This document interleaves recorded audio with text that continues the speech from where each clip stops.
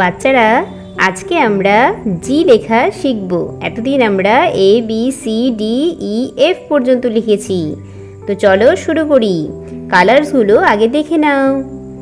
Green colour, sky colour, purple colour, violet colour, yellow colour. তো চলো শুরু করি। প্রথমে গ্রিন কালার। বিন্দুর উপরে কার্ভ করো সুন্দর করে, কার্ভ করে এরকম একটা স্ট্রেট করে দাগ টেনে দিতে হবে। এটা কি হয়ে গেল? জি।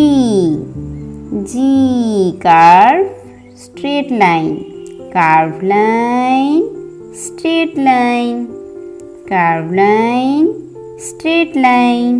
বিন্দুর উপরে উপরে লিখতে হবে জি। এটা কি? জি।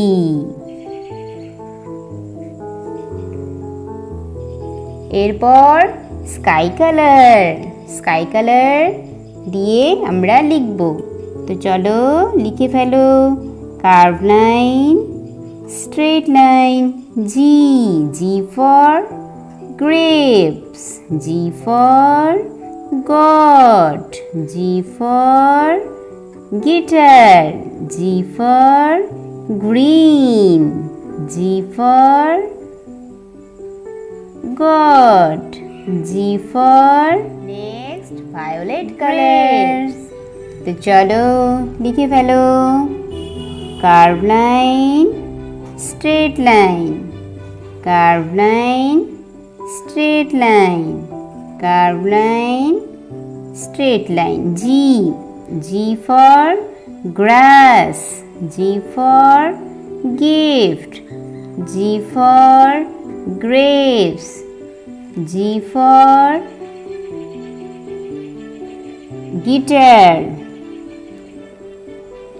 Next, purple color. G.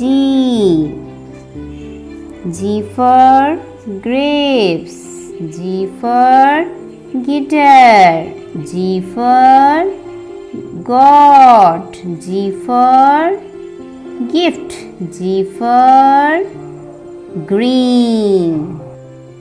Next yellow color. চলো লিখে ফেলো। G.